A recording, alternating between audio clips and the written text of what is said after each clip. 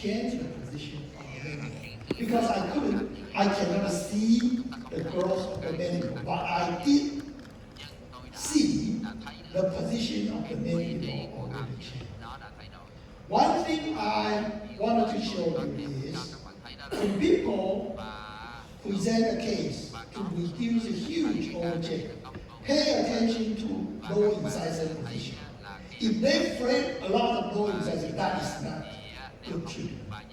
But for 40 millimeter object reduction and the low incisor position still keep the original position, that is a very good treatment. This is why we can reduce flaring of the low incisor.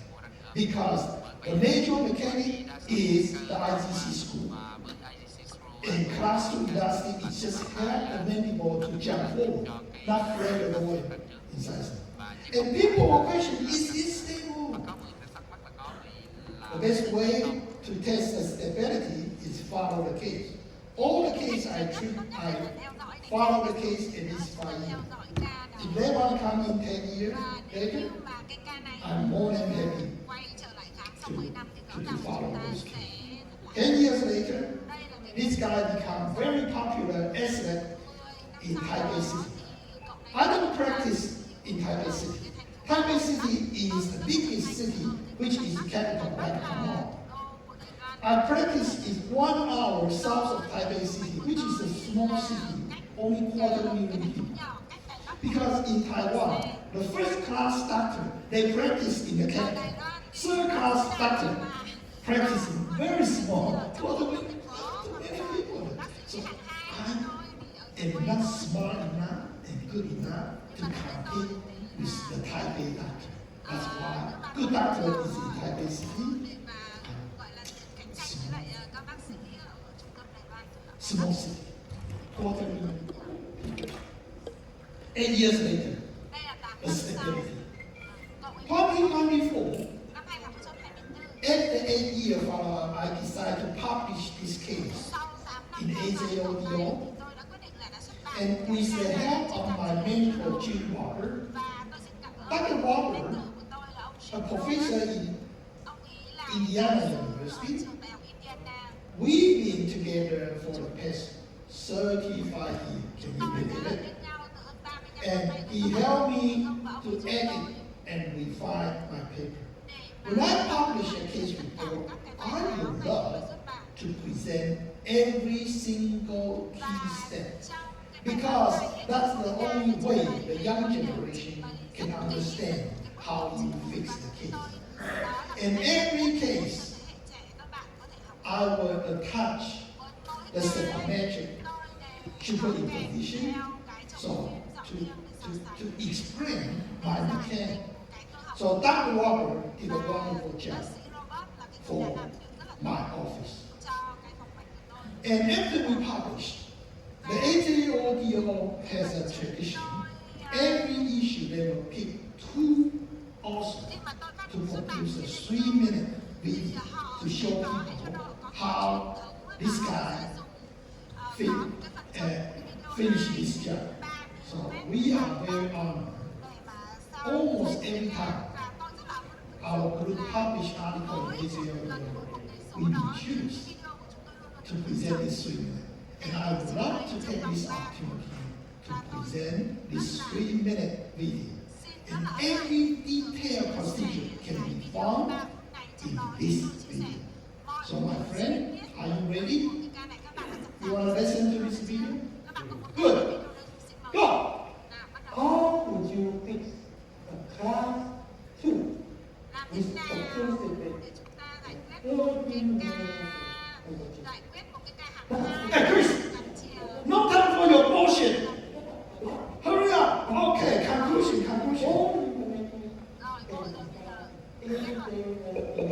Clinical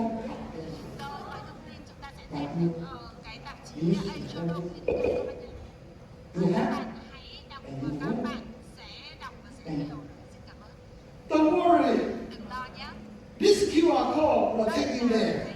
All the video that I published, I put on YouTube. So you just go to YouTube. By far, we have over 700 presentations there. So, to be honest with you, you don't need to come to my presentation. You stay in your living room, watch my presentation, and hope should be okay. So next time, do not come to my presentation. Stay in your office. So there are 4 major applications of IGC school. The first one happened to be 90% of the case. We are doing massage visualization. As I showed you, it is an easy yet powerful approach to visualize all the teaching level. Why? Because the school is outside the room. If the school were between the room, you cannot visualize the whole thing. If the school is too small, too big, you cannot. So the school that I use is 2 millimeter diameter instead of 1.4. I like a little bit bigger. Bigger is stronger. Number 2, you also can put IGC screw to intrude the motor like this. Number 3, you can contract the motor forward for motor visualization. And number 4, impression. You can solve all kinds of impression with this 3D diagram.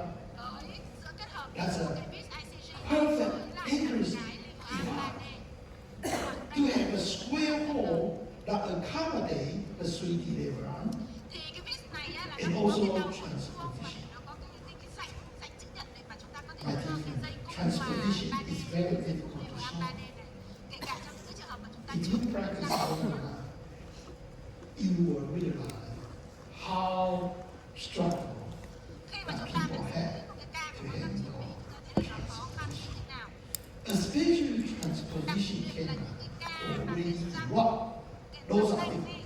If it's a high up, it's easy. The higher you have the transposition, the easier you can fix.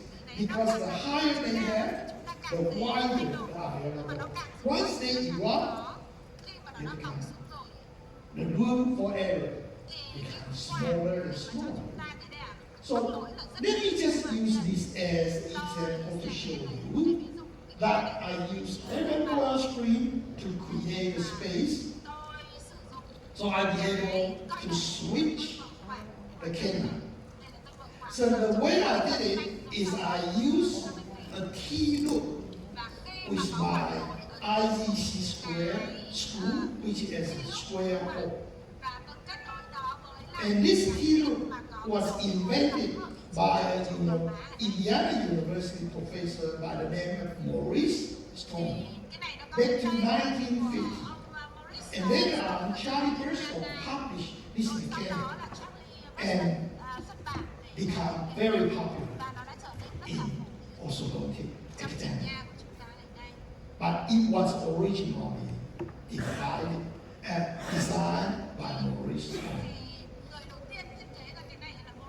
And let me show you detail about this. T-loop was made by 1995 TMA. And I make short neck versus long neck. Why? The interior neck is short because I want to keep the camera as high as possible. The posterior neck is longer. That's how I keep this high camera in high position. The screw that I use is 2x4 key with square hole.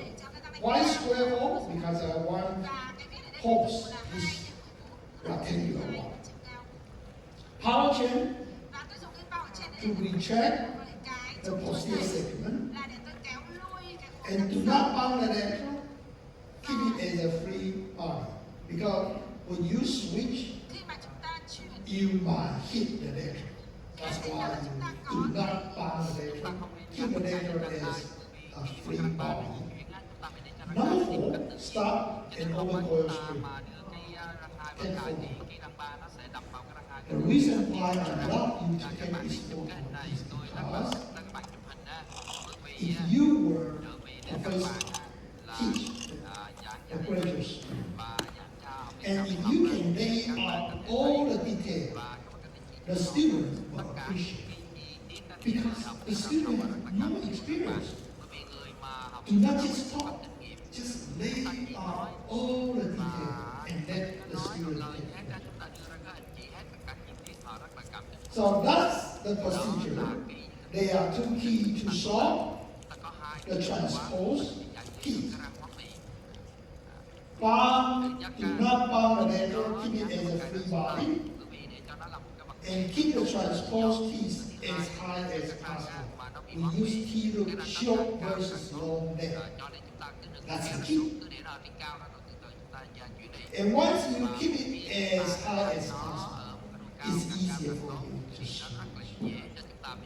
And within a couple months in June, 9 months in June, you'll be able to switch, and you put the braces and put a continual wire and get back to the normal procedure. And every step is clearly laid out here. That's what I love. And we decided to publish in AJODO 2016. And as I mentioned before, every single key step can be found in this publication. And most importantly, a professor from Iowa University, John Casco, who picked the most important quality orthodontic article published in 1960. And this is one of them. And one of these 20 important articles that orthodontic has to read, every article has good comment and bad comment. Only one article did not have any bad comment. This is the one. And watch carefully how this professor talked about this. I strongly encourage you to read this excellent case report. Oh, I love it. There's no negative comment. The rest 19 articles, they all have the witness for this article is there's no witness. I really like it. Well, the way I really like it is I really like this journal. I think he has bias because he didn't see my face. Once he see my face, looks so ugly, he might have some negative. Oh, I love it. Barcode school, the number 2 consists of 25%.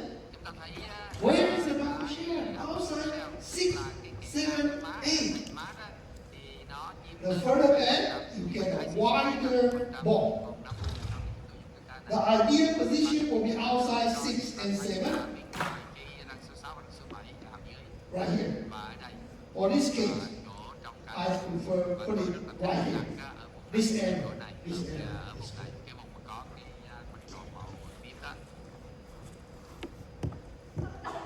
This one is the one I want. Forward is hard because it's small. Backward, you get wider and wider. It's easy to put it. But further back, you got to move more closer. It's difficult for the patient to clean. So you kind of find the balance between you have enough bone, but not too much move over. So you end up right here. This is a touch. This is the move over mucosa. So along with the mucogingival junction, and this is the move over mucosa, I find this might be the best spot to put ICC. Barcode shares. And let me give you the first example. I use IDC school to solve sagittal problem. Wow. How do you fix this thing? This young man came from Malaysia. I also don't need to treat his dentition without surgery. So he made a very smart move. He came to my city to study. But the purpose is to help orthodontic treatment. So he visited my office, and his humble request was no injection, no surgery. Okay. So how do you solve this 11mm buccal discrepancy? How? 11mm, are you kidding me? 11mm? That's huge. With 5mm negative overjet. He was told that only surgery could solve his problem. 22 months later, that's the result. Need neither surgery nor injection. How could that possible? People challenge me, say it seems Photoshop. No, it's not Photoshop. Did you see that is a real thing? How? The key is whole arch visualization with BS school. BS stands for buccal shape, not bullshit. I will not bullshit to my friend. So 9 months in treatment, I lie on the teeth, I changed to heavier arch one. And I decided to put mini screw. 4 months later, I convert 5mm negative overjet to 1mm positive overjet. That was a huge. And this was back to 2005, 20 years ago. 20 years ago, we already figured out how to put the screw outside the room to this side of the whole condition. And today, still a lot of people send a patient to the oral surgery. Was amazing. I couldn't understand. Not understand. If he were my son, and I know there's a way to avoid OGS, and I would appreciate his time. Because we are poor Asian. We are not American. American are rich. In most countries, OGS was not covered by insurance. So what is the mechanic? The mechanic is we have a center of resistance of low dentition, and we put a buccal shear screw and we hook up the power chain. It creates a moment. And this moment will rotate the occlusal frame, number one, disalign the whole dentition network like this. After you disalign the low dentition, to convert the negative overjet to positive overjet, most people, most patients will confirm, hey doctor, used to be my lower jaw is too protrusive. Now I think my upper lip is too protrusive. Oh, don't worry. You can revert to hook up class 2 elastic from low mini scoop to upper canal, and you can dislocate. So you solve the protrusive lip. A lot of kids that treat by class 3 elastic will end up with bimetal protrusion. And buccal shear screw can solve the problem. First, use buccal shear screw to dislodge the whole dentition network. No. After that, you use class 2 elastic from buccal shear screw to upper canal to dislodge the up. You solve the protrusion, upper protrusion. 20 months, 22 months, I consider it is a minimally invasive approach. People will challenge me, because one case doesn't mean anything. Because we are living in an evidence-based era. So I take a step further to publish 18 skeletal classroom case with buccal shear screw.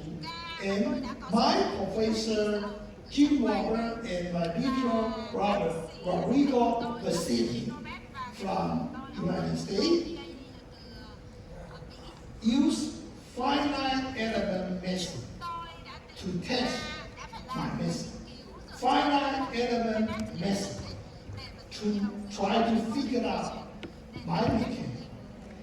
me tell you, I am profoundly stunned with evidence-based dentistry. I always want to find out why it works. But during my lecture, I would not bore you with all the statistical data. Because when people present a lot of statistical data, I can see the audio. Oh, it's hard. So we are clinicians. We want to see the case. But once in a while, I will present the statistic for you. So this is a use finite element method trying to figure out mind mechanics. And it turned out that in this study, they find out the center of resistance and center of rotation is a little bit different. So if you want to know where is the center of resistance and center of rotation of this approach, that is the place to go. Go to ACODO 2016 and you'll be able to understand those details. What else? About transfer. Can Buckle Share School solve the transfer problem? Severe posterior buccal crossbar. Couldn't see the normal dentition. 10 months later, he done.